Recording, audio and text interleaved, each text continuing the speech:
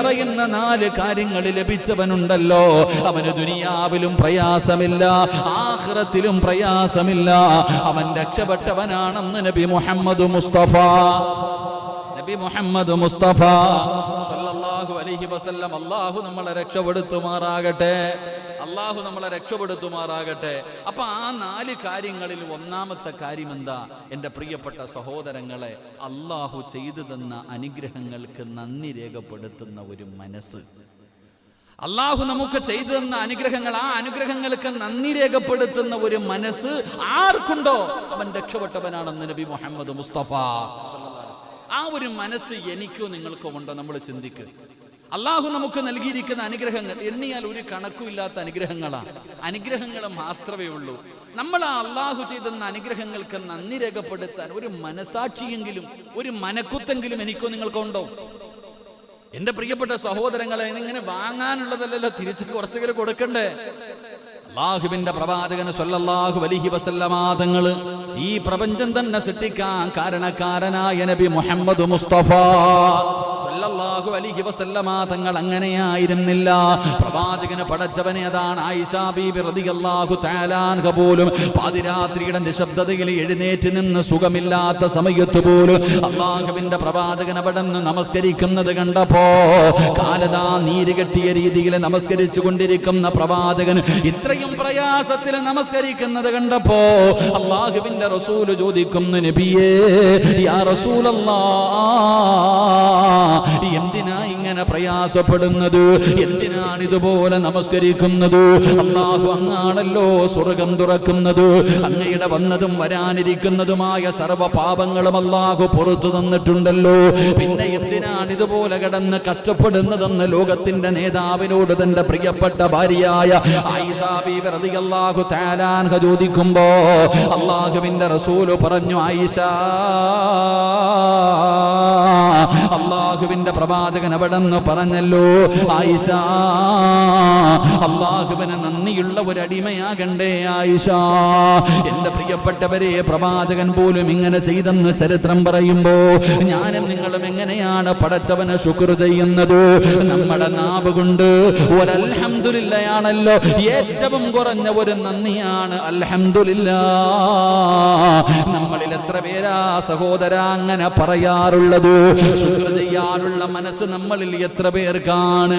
ഏറ്റവും കുറഞ്ഞ ഒരു ശുക്റാണ് അൽഹംദുലില്ലാ. അല്ലാഹു നമുക്കത് പറയാൻ ഭാഗ്യം നൽകുമാറാകട്ടെ, അല്ലാഹു പറയാൻ ഭാഗ്യം നൽകുമാറാകട്ടെ. നമ്മൾ പറയാറുണ്ടോ? ഇൻഷാ അല്ലാ മാഷാ അല്ലാഹ് അവിടെ കിടക്കട്ടെ. ഇൻഷാ അല്ലാഹി മാഷാ അല്ലാഹുടെയൊക്കെ ഇപ്പോൾ അതൊക്കെ ഉപയോഗിക്കുന്നത് വണ്ടിയുടെ ഫ്രണ്ടിലും ബാക്കിലും എഴുതാം, അല്ലെങ്കിൽ വീട് പണി നടക്കുമ്പോൾ അവിടെ എഴുതാം. ഇവിടെ ഇൻഷാ അല്ലാഹി മാഷാ അല്ലാഹൊക്കെ അല്ലാഹു നമുക്ക് ഈമാൻ നൽകുമാറാകട്ടെ. അവിടെ അല്ലേ വണ്ടിക്കകത്തൊക്കെ മാഷാ അല്ലാഹ് അല്ലേ, മാഷാ അല്ലാഹ്. കാക്ക കാഷ്ടിക്കുന്ന ഇവിടെ ആ മാഷാ അല്ലാഹുടെ മുകളിലാണ്. ഓക്കേ,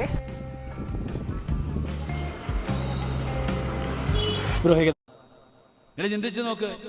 മാഷാ അല്ലാഹ് എന്ന് പറഞ്ഞാൽ നിനക്ക് അർത്ഥമുണ്ടല്ലോ, അല്ലാഹുടെ പേരല്ലേ.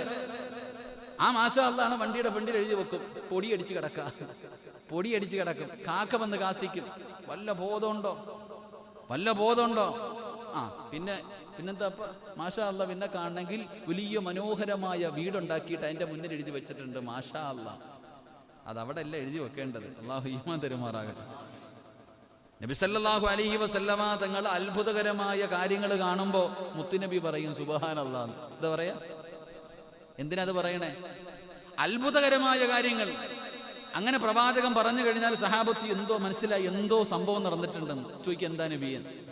അപ്പൊ എന്റെ പ്രിയപ്പെട്ട സഹോദരങ്ങളെ, എന്തെങ്കിലും അത്ഭുതകരമായ കാര്യങ്ങൾ നടക്കുമ്പോൾ ഇന്ന് ഈ 2-3 കോടി രൂപ മുടക്കിയിട്ട് വലിയ കൊട്ടാരം പണിതിട്ട് അതിന്റെ മുന്നിൽ എഴുതി വെച്ചിരിക്കുക മാഷാ അല്ലാഹ്. അപ്പൊ അവിടെ എഴുതേണ്ടത് മാഷാ അല്ലാഹ് ആണോ? അല്ല, പിന്നെന്ത് എഴുതണം? സുബ്ഹാനല്ലാഹ്. കാരണം ഇവൻ ദുനിയാവ് വാരി കൂട്ടാനുള്ള ഓട്ടമാണ്. ദുനിയാവ് എന്താ കൊട്ടാരങ്ങൾ പണിയുകയാ. എന്നാലോചിച്ച് നോക്കിയേ, അത് തൂക്കാനും പിടിക്കാൻ പോലും ഇവൻ എല്ലാ റൂമിൽ നിന്ന് കയറി ഇറങ്ങും. എന്തിനാ? ആവശ്യത്തിനുള്ളത് വേണം. അല്ലാഹു നമ്മുടെ 6 അടി മണ്ണ് മനോഹരമാക്കി തരുമാറാകട്ടെ. പറമനുഷ്യ, അവിടെ അല്ലേ മണ്ണറ മണിയറയാക്കേണ്ടത്? അതിനകത്ത് വരുന്ന മലക്കുകൾ പോലും പറയുമെന്ന് അലം കനൗമത്തിൽ ആറൂസ്, പുതിയ അപ്പള കിടക്കണ പോലെ കിടന്നുറങ്ങടാന്ന്. ഖബറിന്റെ അകത്ത് വരുന്ന മലക്കുകൾ പോലും പറയും ലം കനൗമത്തിൽ ആറൂസ്. എന്താ അർത്ഥം? പുതിയാപ്പള കിടക്കണ പോലെ കിടക്കാൻ. അപ്പൊ സാധാരണ കടത്തമല്ല പുതിയാപ്പളയുടെ കടത്തം അല്ലേ? കല്യാണം കഴിഞ്ഞ് കല്യാണം കഴിഞ്ഞ് വീട്ടിലേക്ക് വന്നു കഴിഞ്ഞാൽ പിന്നെ കുട്ടികളൊക്കെ കടന്ന് ബഹളം വെച്ചാൽ പറയും, അത് പുതിയാപ്പളയുടെ റൂം, അവർ കിടന്ന് ഉറങ്ങണം, ഇങ്ങോട്ട് ശല്യം ചെയ്യാൻ പാടില്ല. അതല്ലേ കല്യാണം കഴിഞ്ഞ്. ഇന്നത്തെ കാലഘട്ടത്തിൽ അങ്ങനെയൊന്നുമല്ല. ഇന്ന് കല്യാണപ്പോൾ ഇങ്ങനെ പൊക്കിക്കൊണ്ട് പോകുന്ന കാലമാണ് കല്യാണത്തിൻ്റെ. അവൻ ഓൻ്റെ അടുക്കളയ്ക്ക് ഓൻ്റെ കട്ടിലിനടിയിൽ പടക്കം വെച്ച് പൊട്ടിക്കും, അമിട്ട് വെച്ച് പൊട്ടിക്കില്ലേ. ഇടത്തത്തെ മുളക് പൊടിയൊക്കെ ഇട്ട്, എന്താ ഇപ്പോൾ ഒരുത്തന് പാവപ്പെട്ടവന് മുളക് പൊടിയൊക്കെ ഇട്ട് കൊടുത്ത് പടച്ചവനെ, മുളക് പൊടിയല്ല, ഈ കാന്താരി മുളക്, അവസാനം രാത്രി പൊക്കിക്കൊണ്ടുപോയി അവസാനം ഹോസ്പിറ്റലിൽ. ആലോചിക്കുക, ഇന്നത്തെ കാലഘട്ടം അങ്ങനെ. എങ്കിൽ ഈ പുതിയാപ്പിളയുടെ റൂമിന്റെ മുന്നിൽ കിടന്ന് ബഹളം വെക്കുമ്പോൾ പറയും, അത് പുതിയാപ്പിള അതിനകത്ത് കിടക്കുക, ശല്യം ചെയ്യില്ല, പടാ മക്കളെ ഓടിച്ചു വിടും എന്നെ. കാരണം അത് പുതിയാപ്പിള. അതാണ് മലക്കുകൾ ലം കനൗമത്തിൽ ആറൂസ്, പുതിയാപ്പിള കിടക്കണ പോലെ കിടന്നു, നിന്നെ ആരും ശല്യം ചെയ്യൂല. അള്ളാഹു നമ്മുടെ ഖബർ അങ്ങനെ ആക്കി തരുമാറാകട്ടെ. അള്ളാഹു അങ്ങനെ ആക്കി തരുമാറാകട്ടെ. അതിനിങ്ങനെ നടന്നാൽ മതിയോ? ഇങ്ങനെ നടന്നാൽ മതിയോ? ഇങ്ങനെ നടന്ന മണിയറയല്ല. അള്ളാഹു ആയാലും അള്ളാഹു നമ്മളെ കാത്തിരക്ഷിക്കുമാറാകട്ടെ. അപ്പൊ ഞാൻ പറഞ്ഞു വന്നത്, അൽഹംദുലില്ലാ, അത് പറയണം. മഹാനായ പ്രവാചകൻ, മഹാനായ സയ്യിദുനാ അബൂ ഹുറൈറ റളിയല്ലാഹു തആല അൻഹു, മഹാനവറുകൾ അവിടെ നിന്ന് റിപ്പോർട്ട് ചെയ്യുന്ന ഒരു ഹദീസിൽ കാണാം, അല്ലാഹുവിന്റെ പ്രവാചകൻ സല്ലല്ലാഹു അലൈഹി വസല്ലമ തങ്ങൾ ഒരു മനുഷ്യനെ കാണുകയാണ്. പ്രവാചകൻ സല്ലല്ലാഹു അലൈഹി വസല്ലമ തങ്ങൾ ഒരാളെ കണ്ടപ്പോൾ, ഇപ്പൊ ഞാൻ ചോദിക്കാം, ഷാജിക്ക എങ്ങനെയുണ്ട്, അല്ലെങ്കിൽ അൻസാരിക്ക എങ്ങനെയുണ്ട്, അല്ലെങ്കിൽ ഞാൻ സലീം ഉസ്താദ് എങ്ങനെയുണ്ട്, ഓരോ മനുഷ്യനോടും എന്തുണ്ട് വിശേഷം എന്ന് ചോദിക്കുമ്പോൾ നമ്മൾ എന്താ മറുപടി പറയണേ? കുഴപ്പമില്ല, സുഖം. കച്ചവടമൊക്കെ കൊണ്ടുപോകണേ? ഓ ഒത്തിരി ബുദ്ധിമുട്ടാ ഉസ്താദെ. വീട് പണിയൊക്കെ, ഭാര്യ മക്കൾ സുഖമായിട്ടിരിക്കുന്നു. മഹാനായ പ്രവാചകൻ സല്ലല്ലാഹു അലൈഹി വസല്ലം തങ്ങൾ എന്ത് ചെയ്തു? ഒരാളോട് അവിടെ നിന്ന് ചോദിച്ചു, ഒരു ഫുലാനോട്, ഒരു മനുഷ്യനോട്, ചെറുപ്പക്കാരനോട് ചോദിച്ചു, മോനെ എന്തുണ്ട് വിശേഷം? നബിയെ സുഖാ നബിയെ, അത്രേ പറഞ്ഞുള്ളൂ. പ്രവാചകൻ സല്ലല്ലാഹു അലൈഹി വസല്ലം തങ്ങളുടെ മുഖം വല്ലാതെ വാടി. മുത്തുനബി അവിടെ നിന്ന് പറഞ്ഞു അത്രേ, ഒരു അൽഹംദുലില്ലാ പറഞ്ഞിരുന്നെങ്കിൽ എത്രയോ നല്ലതായിരുന്നു എന്ന് നബി മുഹമ്മദ് മുസ്തഫ. ആരെങ്കിലും നമ്മളോട് സുഖമാണോ എന്ന് ചോദിക്കുമ്പോൾ സുഖമാണെന്നല്ല പറയേണ്ട, അൽഹംദുലില്ലാ, റാഹത്ത്, അതല്ലേ അർത്ഥം. ആ ഒരു അൽഹംദുലില്ലയ്ക്ക് വലിയ പ്രതിഫലമുണ്ട്. എന്റെ പ്രിയമുള്ള സഹോദരങ്ങളെ, അല്ലാഹുവിന്റെ പ്രവാചകൻ സല്ലല്ലാഹു അലൈഹി വസല്ലമ തങ്ങൾ പറഞ്ഞു തരികയാണ്, അവിടെ നിന്ന് നമ്മൾ അൽഹംദുലില്ലയാണ് പറയേണ്ടത്. അത് ചെറിയ ഒരു വാചകമാണെങ്കിലും അത് വലിയ പ്രതിഫലം നേടിത്തരുന്നതാണ്. ഒരുപാട് ചരിത്രങ്ങൾ പറയാനുണ്ടല്ലോ. അല്ലാഹുവേ അൽഹംദുലില്ല പറഞ്ഞവർക്ക് അല്ലാഹു കൊടുത്ത എത്രയെത്രയോ ചരിത്രങ്ങൾ നമ്മൾ പ്രഭാഷണങ്ങളിൽ കേട്ടവരാ. എന്റെ പ്രിയപ്പെട്ടവരെ, അല്ലാഹുവിന് ശുക്ർ ചെയ്യാൻ കഴിയണം. അല്ലാഹ് ഞങ്ങൾക്ക് ഒരുപാട് അനുഗ്രഹങ്ങൾ നൽകിയല്ലോ. പടച്ചറപ്പ് സമ്പത്ത് നൽകി, ആരോഗ്യം നൽകി, ഭാര്യ മക്കളെ നൽകി. പടച്ചവനെ എന്തെല്ലാം കാര്യങ്ങളാണ് അല്ലാഹു എനിക്കും നിങ്ങൾക്കും നൽകിയത്. എന്നിട്ട് ആ ചെയ്തു തന്ന അനുഗ്രഹങ്ങൾക്ക് തിരിച്ചൊരു നന്ദി രേഖപ്പെടുത്താൻ കഴിയുന്നില്ലെങ്കിൽ എന്റെ പ്രിയമുള്ള സഹോദരാ, നമ്മളിൽ കാലം പരാജയപ്പെട്ടു പോകുന്നതാരാ? അതുകൊണ്ട് എന്റെ പ്രിയപ്പെട്ടവരോട്, ഈ സദസ്സിൽ ഒരുമിച്ച് കൂടിയവരോട് പറയുകയാണ്, നന്ദി കാണിക്കുന്ന ഒരു മനസ്സ് നമുക്കുണ്ടാകണേ, ശുക്ർ ചെയ്യുന്ന ഒരു മനസ്സ് നമുക്കുണ്ടാകണേ. അതുണ്ടായി കഴിഞ്ഞാ ദുനിയാവിലും ആഖിറത്തിലും നീ രക്ഷപ്പെട്ടു. അങ്ങനെ ഒരു മനസ്സ് നിനക്കില്ല എങ്കിൽ എന്റെ പ്രിയപ്പെട്ട സഹോദരങ്ങളെ, ഹസ്റത്ത് ദുനിയാ വൽ ആഖിറ, നിന്റെ ദുനിയാവും ആഖിറവും രക്ഷപ്പെടുകയാ, നിന്റെ ദുനിയാവും ആഖിറവും നഷ്ടപ്പെടുകയാണ്. പടച്ചവനെ, നിനക്ക് ഒരുപാട് അല്ലാഹു നിനക്ക് തന്ന ഒരു അനുഗ്രഹമാണ് സമ്പത്ത്. ആ സമ്പത്ത് നിനക്ക് ഒരുപാട് കൂടിക്കഴിയുമ്പോ നിനക്ക് അഹങ്കാരം കൂടുകയാ, നീ പലതും മറന്നു പോവുകയാ, അല്ലാഹുവിനെ നന്ദി രേഖപ്പെടുത്താൻ സമയമില്ലാതെ കടന്നു വരികയാ. അല്ലാഹുവിന്റെ വിശുദ്ധമായ ഖുർആൻ എടുത്തു നോക്ക്. ഖാറൂൻ എന്ന് പറയുന്ന ഒരു സമ്പന്നന്റെ ചരിത്രം അല്ലാഹുവിന്റെ ഖുർആൻ പറയുന്നുണ്ട്. അവന്റെയൊക്കെ സമ്പത്തിന്റെ 4/1 പോലും, 99 പോലും സാക്ഷാൽ അംബാനി പോലും കടന്നു വരൂല. ഇന്ന് ലോകത്തിലെ ഏറ്റവും വലിയ സമ്പന്നം പോലും കടന്നു വരൂല. അത്രയും വലിയ കോടീശ്വരനായിരുന്ന ഖാറൂൻ, മൂസാ നബി അലൈഹിസ്സലാമിന്റെ കാലഘട്ടത്തിൽ ജീവിച്ചിരുന്നവനാ ഖാറൂൻ. ആ ഖാറൂനിനെ ഒരുപാട് മൂസാ നബി ഉപദേശിച്ചതാ. ഒരുപാട് ഖാറൂനിനെ മൂസാ നബി ഉപദേശിച്ചു. എന്റെ പ്രിയപ്പെട്ടവരെ, അവൻ പറഞ്ഞു, മൂസാ, ഇതൊക്കെ ഞാൻ സ്വന്തമായിട്ടുണ്ടാക്കിയതാ മൂസാ, ഞാൻ കഷ്ടപ്പെട്ടുണ്ടാക്കിയതാണ്, ഇത് പാവപ്പെട്ടവർക്ക് കൊടുക്കാൻ കഴിയില്ലെന്ന് ഖാറൂൻ പറഞ്ഞപ്പോ അല്ലാഹുവിന്റെ ഖുർആൻ പറയുന്നുണ്ട്, കോടിപതിയായിരുന്ന ഖാറൂൻ അവനെ ഭൂമി വിഴുങ്ങിക്കളഞ്ഞു എന്ന് പരിശുദ്ധമായ ഖുർആൻ പറയുമ്പോ എന്തിനാ കാറൂനിന്റെ ചരിത്രമല്ല ഖുർആനിൽ പറഞ്ഞത്? ഇന്നത്തെ കാറൂനിന്റെ മക്കൾക്ക് പഠിക്കാൻ വേണ്ടിയാ. ഇന്നത്തെ കാറൂനിന്റെ മക്കളെ പോലെ ജീവിക്കുന്നവർക്ക് പഠിക്കാനാണ് പടച്ച റബ്ബ് ഇതുപോലെയുള്ള ദൃഷ്ടാന്തങ്ങളും ചരിത്രങ്ങളും കാണിച്ചു തന്നത്. അതുകൊണ്ട് എന്റെ പ്രിയമുള്ളവരെ, പണം കിട്ടുമ്പോ അള്ളാനെ മറക്കരുത്, സമ്പത്ത് കിട്ടുമ്പോ അള്ളാനെ മറക്കരുത്. പലരും അള്ളാനോട് സമ്പത്ത് താ അല്ലാ, സമ്പത്ത് താ അല്ലാ, പലരും അള്ളാഹുവിനോട് ദുആ ചെയ്യുന്നുണ്ട്. എങ്കിൽ എന്റെ പ്രിയപ്പെട്ടവർക്ക് ഞാനൊരു ചരിത്രം പറയാ. ഇത് കേട്ടിട്ട് നിങ്ങൾ തീരുമാനിക്ക്, നിങ്ങൾക്ക് സമ്പത്ത് വേണോ, സമ്പത്തിനോടുള്ള ആർത്തി വേണോ? റസൂലുള്ള പറഞ്ഞത് വേണ്ടെന്നാണ്, മുത്തുനബി പറഞ്ഞത് പണം വേണ്ടെന്നാണ്, അതിനെ നിങ്ങൾ സ്നേഹിക്കരുതെന്നാണ് മുത്തുനബി പറഞ്ഞത്. എന്റെ പ്രിയമുള്ളവരെ, മഹാനായ നബി മുഹമ്മദ് മുസ്തഫ സല്ലല്ലാഹു അലൈഹി വസല്ലമ തങ്ങള് പ്രവാചകൻ അതാ സുബഹി കഴിഞ്ഞ് നോക്കുമ്പോ ഒരു സ്വഹാബി എഴുന്നേറ്റ് ഓടുകയാണ്. എല്ലാരും അള്ളാഹിനോട് പറയുന്നത് പടച്ചവനെ സമ്പത്ത് താന്ന. അള്ളാഹു കാത്തിരക്ഷിക്കുമാറാകട്ടെ, അള്ളാഹ് കാത്തിരക്ഷിക്കുമാറാകട്ടെ. ഈ ചരിത്രം കേട്ടിട്ട് വേണമെന്ന് തീരുമാനിക്കൂ, വേണോ വേണ്ടയോ. നമസ്കാരം കഴിയുമ്പോൾ ഒരു സഹാബി ഇറങ്ങി ഓടുക, ഒന്ന് പെട്ടെന്ന് പോവാ. ഒരു ദിവസമല്ല, 2 ദിവസമല്ല, കുറേ ദിവസമായി പ്രവാചകൻ സല്ലല്ലാഹു അലൈഹി വസല്ലം തങ്ങൾ ഒരു ദിവസം ഇറങ്ങി പോന്ന കണ്ടപ്പോ വിളിച്ചിട്ട് ചോദിച്ചു, എന്താ ഇത്ര ധൃതി?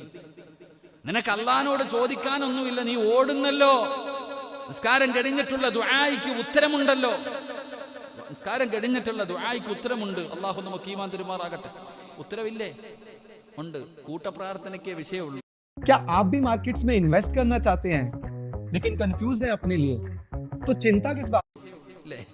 തർക്കമുണ്ടെങ്കിലും കൂട്ടപ്രാർത്ഥന, നിസ്കാരം കഴിഞ്ഞുള്ള ദുആയ്ക്ക് ഇജാബത്തുണ്ട്. റസൂലുള്ളാഹി തങ്ങൾ ചോദിച്ചു, നിനക്കൊന്നും ചോദിക്കാനില്ല? ഇല്ല നബിയെ, എനിക്ക് ഒരുപാട് കാര്യങ്ങൾ ചോദിക്കാനുണ്ട് നബിയെ. പക്ഷെ എന്റെ അവസ്ഥ എന്താണെന്നറിയോ? മുത്തുനബിക്ക് അറിയുമല്ലോ എന്റെ അവസ്ഥ എന്താ. ഞാൻ പാവപ്പെട്ടവനാ നബിയെ, ഞാൻ പാവപ്പെട്ടവനാണ്. ഞാൻ ഈ നമസ്കാരം കഴിഞ്ഞ് ഇറങ്ങി ഓടുന്നത് എന്തിനാണ് നബിയേ? എനിക്കും എന്റെ ഭാര്യയ്ക്കും നമസ്കരിക്കാൻ ആകെയുള്ളത് ഒരേ ഒരു ജോഡി വസ്ത്രം. എനിക്കും എന്റെ ഭാര്യയ്ക്കും നമസ്കരിക്കുന്ന സമയത്ത് ധരിക്കാൻ ഒരു ജോഡി വസ്ത്രമേ ഉള്ളൂ. ഈ നമസ്കാരം കഴിഞ്ഞ് ഇട്ടിരിക്കുന്ന വസ്ത്രം കൊണ്ട് എന്റെ വീട്ടിൽ കൊടുത്തിട്ട് വേണം എന്റെ ഭാര്യയ്ക്ക് നമസ്കരിക്കാൻ. എന്റെ ഭാര്യ വീടിന്റെ മുന്നിൽ പടച്ചവനെ നിസ്കാരം കഥയാകുന്നതിന് മുമ്പ് എനിക്ക് ഓടിപ്പോകണം. ഈ വസ്ത്രം കൊണ്ട് കൊടുത്തിട്ട് വേണം, ഈ ധരിച്ചിരിക്കുന്ന വസ്ത്രം ധരിച്ചിട്ട് വേണം എന്റെ ഭാര്യയ്ക്ക് നമസ്കരിക്കാൻ. അല്ലാഹുവേ, അത് കൊടുക്കാൻ ഓടുന്നതാണ്. പടച്ചവനെ, ചിന്തിച്ചു നോക്ക്, ആ കുടുംബത്തിന്റെ പ്രയാസം എന്താണെന്ന് ചിന്തിച്ചു നോക്ക്. ആ കുടുംബത്തിന്റെ ദാരിദ്ര്യം എന്താ? അല്ലാഹുവിന്റെ പ്രവാചകൻ സല്ലല്ലാഹു അലൈഹി വസല്ലമ തങ്ങൾ വേദനിക്കുന്ന ഹൃദയത്തോടെ തന്റെ സങ്കടങ്ങൾ മുഴുവനും മുത്തുനബിയോട് പറഞ്ഞിട്ട് ആ സ്വഹാബി അവിടെ നിന്ന് ചോദിക്കുന്നു, യാ റസൂലല്ലാഹ്, അല്ലാഹുവിന്റെ നബിയേ, എനിക്കൊന്ന് ദുആ ചെയ്യുവോ നബിയേ? സമ്പത്ത് കിട്ടാനൊന്ന് ദുആ ചെയ്യുവോ? അല്ലാഹു ബർക്കത്ത് ചെയ്യാനൊന്ന് ദുആ ചെയ്യുമോ? റസൂലുള്ളാഹി പറഞ്ഞു വേണ്ട. മുത്തുനബി അവിടെ നിന്ന് പറഞ്ഞു വേണ്ട. കാരണം പണം കൂടി കഴിഞ്ഞാ സർവ്വതും നഷ്ടപ്പെട്ടു പോകും, ഈമാൻ തന്നെ നഷ്ടപ്പെട്ടു പോകും. സഹാബി ചോദിച്ച ചോദ്യം എന്തെന്നറിയോ? യാ റസൂലല്ലാഹ്, ഞാൻ മാറിപ്പോകുവോ നബിയേ? ഞാൻ മാറിപ്പോകുവോ നബിയേ? അള്ളാന്റെ റസൂലിനോട് പറയുന്നു, ഞാൻ നിങ്ങളുടെ സഹാബിയാ, മുത്തുനബിയുടെ കയ്യിൽ പിടിച്ചവരാ, അങ്ങയുടെ പുറകെ നിന്ന് നിസ്കരിക്കുന്നവനാണ്. എനിക്ക് പണം കിട്ടിയാ ഞാൻ അള്ളാനെ മറക്കുവോ? ഞാൻ അഹങ്കാരിയായി പോകുമോ? ഒരിക്കലും ഞാൻ അങ്ങനെയാകില്ല നബിയേ. അള്ളാഹുവിന്റെ പ്രവാചകനെ കാണുമ്പോഴൊക്കെ ഈ സ്വഹാബി ഇങ്ങനെ പറയുകയാണ്. അവസാനം അള്ളാഹുവിന്റെ പ്രവാചകൻ അവിടുന്ന് ദുആ ചെയ്തു, നാഥാ, നീ ബർക്കത്ത് നൽകണേ അല്ലാ. മുത്തുനബി അവിടുന്ന് ദുആ ചെയ്യുകയാണ്. ആ ദുആ തള്ളപ്പെടില്ലല്ലോ. അല്ലാഹുവിന്റെ പ്രവാചകൻ അവിടുന്ന് ദുആ ചെയ്തു. അല്ലാഹുവേ, പിന്നെ ആ മനുഷ്യൻ അല്ലാഹു അനുഗ്രഹങ്ങൾ ഇങ്ങനെ വാരി കൊടുക്കുകയാണ്. അവിടുന്ന് പടച്ചവന് മൃഗങ്ങളിൽ അല്ലാഹു ബർക്കത്ത് കൊടുത്തു. ഒരുപാട് ആടുകളായി, മാടുകളായി, ഒട്ടകങ്ങളായി, പടച്ചവരെ വലിയ സമ്പന്നനായി. പണം കൂടി കഴിഞ്ഞപ്പോ 5 നേരം പള്ളിയിൽ നമസ്കരിക്കാൻ വന്നിരുന്ന സ്വഹാബി, ഈ സഹാബിക്കൊരു വിളിപ്പേരുണ്ടായി. പേരായിരുന്നു പള്ളിയുടെ മാടപ്രാവെന്നായി സ്വഹാബിയെ വിളിച്ചിരുന്നത്. കാരണം ബാങ്ക് വിളിക്കുന്നതിന് മുമ്പേ പള്ളിക്കകത്ത് വരുമായിരുന്നു. അതുകൊണ്ട് സ്വഹാബികൾ വിളിച്ചു പള്ളിയുടെ മാടപ്രാവ്. കാരണം ബാങ്ക് വിളിക്കുമ്പോ പള്ളിക്കകത്തിരുന്ന സ്വഹാബി പടച്ചവനെ ജോലി കൂടി, പണം കൂടി, 5 നേരം വന്നവൻ പിന്നെ 2 നേരമായി. പടച്ചവരെ 2 നേരം പള്ളിയിലായി. പിന്നെ പള്ളിയിൽ എല്ലാ ദിവസവും വരാൻ കഴിയുന്നില്ല, ആഴ്ചയിൽ വെള്ളിയാഴ്ച മാത്രമായി. എന്റെ പ്രിയപ്പെട്ടവരെ, ചരിത്രം പറയുകയാണ്, പിന്നെ പള്ളിയിൽ പോലും വരാത്ത അവസ്ഥയായി. എന്റെ പ്രിയപ്പെട്ടവരെ, അവസാനം ആ മനുഷ്യന് സദക്ക കൊടുക്കാതെ, സക്കാത്ത് കൊടുക്കാതെ പാവപ്പെട്ടവരെ ആട്ടി ഓടിക്കാൻ തുടങ്ങി. അങ്ങനെ അവസാനം എന്റെ പ്രിയപ്പെട്ട സഹോദരങ്ങളെ, ആ മനുഷ്യന്റെ ചരിത്രം അല്ലാഹുവേ അവിടെ നിന്ന് കാണാം. അവസാനം അവിടെ നിന്ന് കാഫിറായി ചത്തുപോയെന്ന് അല്ലാഹുവിന്റെ ചരിത്രം പറയുന്നുണ്ട്. അല്ലാഹുവിന്റെ വിശുദ്ധമായ ഖുർആൻ, അല്ലാഹുവിന്റെ റസൂൽ അവിടെ നിന്ന് പറയുന്നു, അല്ലാഹുവിന്റെ പ്രവാചകനെ കണ്ടിരുന്ന ഈ സ്വഹാബി ഉണ്ടല്ലോ, അവസാനം പണത്തിനോടുള്ള ആർത്തി കൂടിയപ്പോ അവസാനം കാഫിറായി ചത്തുപോയെന്ന് ചരിത്രങ്ങൾ നമുക്ക് പഠിപ്പിക്കുമ്പോ, എന്റെ പ്രിയമുള്ളവരെ, പണം അനുഗ്രഹമല്ല, അത് അല്ലാഹുവിന്റെ ഒരു പരീക്ഷണ വസ്തുവാണ്. അതിനോട് ആർത്തി കൂടി കഴിഞ്ഞാൽ ലാ ഇലാഹ ഇല്ലല്ലാഹ് മുഹമ്മദുർ റസൂലുള്ളാഹ് ലോകത്ത് നിന്ന് യാത്ര പറയുന്ന സമയത്ത് അത് പറഞ്ഞുകൊണ്ട് മരിക്കാൻ എന്റെ പ്രിയപ്പെട്ടവരെ കഴിയണമെന്നില്ല. അതുകൊണ്ട് എന്റെ പ്രിയപ്പെട്ടവരോട് പറയുകയാണ്, അല്ലാഹു നമുക്ക് അനുഗ്രഹങ്ങൾ നൽകുമ്പോൾ ഏറ്റവും കുറഞ്ഞത് അൽഹംദുലില്ലാഹ് എങ്കിലും പറയാൻ